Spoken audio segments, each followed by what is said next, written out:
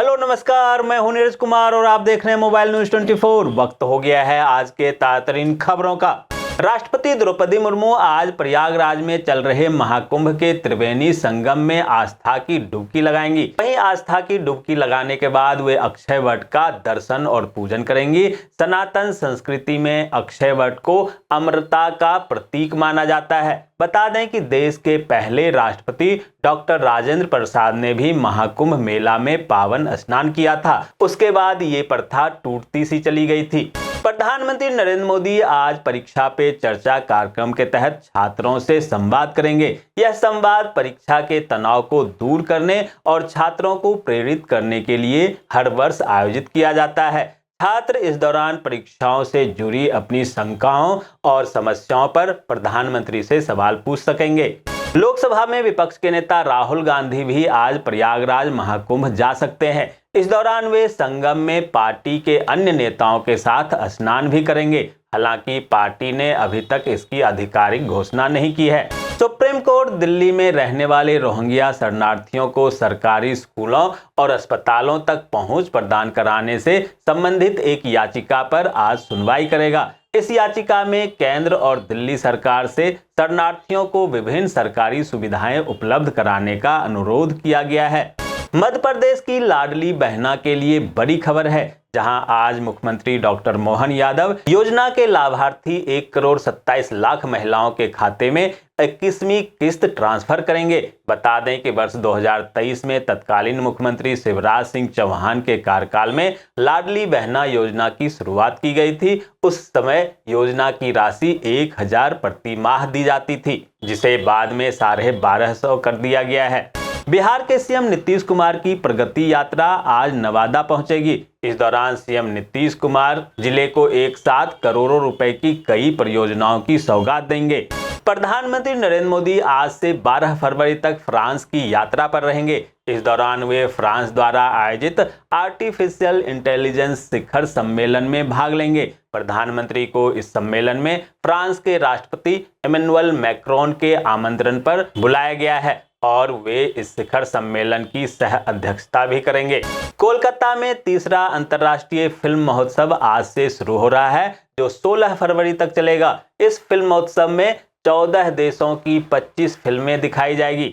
दोस्तों, आगे बढ़ने से पहले आपसे रिक्वेस्ट है कि अगर आपने अभी तक इस न्यूज को लाइक और कमेंट नहीं किया है तो प्लीज लाइक और कमेंट कर दीजिए, क्योंकि आपके लाइक और कमेंट का मैं कब से इंतजार कर रहा हूं। और जैसा कि आपको पता है, कमेंट करने वाले लोगों के नाम हम न्यूज के लास्ट में बताते हैं, इसलिए न्यूज को लास्ट तक जरूर देखिए। प्रयागराज महाकुंभ मेला 2025 में श्रद्धालुओं की भारी भीड़ उमड़ रही है, जिससे शहर और आसपास के इलाकों में भयंकर जाम लग गया है। प्रयागराज लखनऊ हाईवे, नवाबगंज से मलका और हंडिया कोखराज नेशनल हाईवे पर वाहनों की लंबी कतारें लगी हुई है। श्रद्धालुओं को पैदल चलने में भी दिक्कत हो रहा है। बता दें कि अब तक महाकुंभ में 43 करोड़ लोगों ने आस्था की डुबकी लगाई है।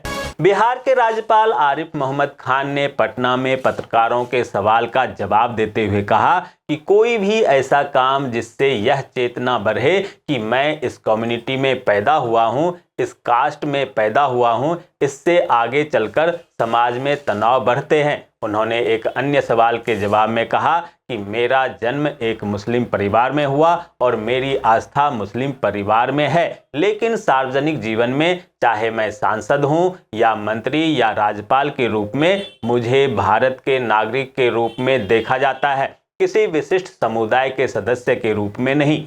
दिल्ली चुनाव परिणाम के बाद आम आदमी पार्टी ने नवनिर्वाचित विधायकों की बैठक बुलाई, जिसमें पार्टी की हार पर मंथन किया गया। यह बैठक केजरीवाल के आवास पर हुई। वहीं बैठक के बाद दिल्ली की निवर्तमान सीएम आतिशी ने कहा कि दिल्ली की हार पर समीक्षा की जा रही है। यह दिल्ली की जनता का जनादेश है, इसे हम स्वीकार करते हैं। हम दिल्ली की भलाई के लिए आगे भी काम करते रहेंगे।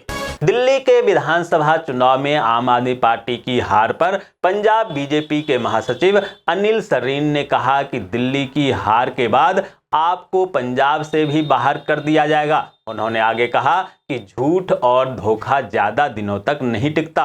हरियाणा और महाराष्ट्र के बाद भाजपा को दिल्ली में मिली प्रचंड जीत, जो गोहाना की जलेबियों की चाशनी से लबालब हो गई, जहां मुख्यमंत्री नायब सिंह सैनी ने अपने कैबिनेट के मंत्रियों के साथ नई दिल्ली में स्थित हरियाणा भवन में न केवल स्वयं जलेबियां बनाई, बल्कि पूरे दिन जलेबियों का भंडारा भी लगाया। बता दें कि मुख्यमंत्री नायब सिंह सैनी ने दिल्ली में चुनाव प्रचार के दौरान भाजपा की जीत का दावा करते हुए कहा था कि वो जलेबी का भंडारा लगाएंगे। देहरादून में 38वें राष्ट्रीय खेल में 12 साल के कठिन संघर्ष के बाद बंगाल की 55 वर्षीय लॉन बॉल खिलाड़ी बीना शाह ने एक स्वर्ण पदक और एक कांस्य पदक और उनकी बेटी किंजल शाह ने 2 रजत पदक प्राप्त किए, तो उनके लिए यह किसी बड़े सपने के पूरे होने से कम नहीं था। झारखंड में विकास की योजना बनाने का जिम्मा जिस विभाग के पास है, वह हाथ पर हाथ धरे बैठा है। जहां योजना विभाग शुरू से ही हर वर्ष वार्षिक रिपोर्ट तैयार करता है, लेकिन पिछले कुछ वर्षों से यह रिपोर्ट तैयार नहीं हुई है। इससे कहीं न कहीं विकास कार्य प्रभावित हो रहा है। छत्तीसगढ़ में बिलासपुर जिला मुख्यालय से 11 किलोमीटर दूर लफोंदी गांव में जहरीली शराब पीने से 3 दिन के भीतर 8 ग्रामीणों की मौत हो गई। वहीं प्रशासन ने अब तक जहरीली शराब से मौत की पुष्टि नहीं की है। प्रशासन ने कहा है कि 1 की मौत सर्पदंश से, 3 की हार्ट अटैक से और 4 अन्य की विवाह आयोजन में फूड प्वाइजनिंग से हुई है। अधिकारियों की टीम मौके पर पहुंची है और जांच में जुट गई है। जानकारी के अनुसार 6 मृतकों का अंतिम संस्कार बिना पोस्टमार्टम के ही कर दिया गया। जम्मू कश्मीर में इंडियन आर्मी के लाइन ऑफ कंट्रोल पर घुसपैठ की कोशिश कर रहे 7 पाकिस्तानियों को ढेर कर दिया गया। इन घुसपैठियों में 2 से 3 पाकिस्तानी आर्मी के जवान भी शामिल थे। महाराष्ट्र में ऑपरेशन टाइगर को लेकर जमकर सियासत हो रही है, जहां शिवसेना शिंदे गुट के नेता ने दावा किया है कि उद्धव ठाकरे गुट के नेता राजन साल्वी के साथ साथ 2 पूर्व विधायक सुभाष बाने और गणपत कदम जल्द ही शिंदे गुट में शामिल होंगे। राजस्थान के मुख्यमंत्री भजनलाल शर्मा कोटा दौरे पर आए हैं, जहां उन्होंने धाकर समाज के 32वें अधिवेशन में दशहरा मैदान में आयोजित कार्यक्रम में भाग लिया। इस दौरान उन्होंने कांग्रेस पर निशाना साधते हुए कहा कि भाजपा सरकार मजदूर, किसान, युवा और महिलाओं का कल्याण कर रही है। इन सब के साथ अन्याय कांग्रेस के शासन में हुआ है।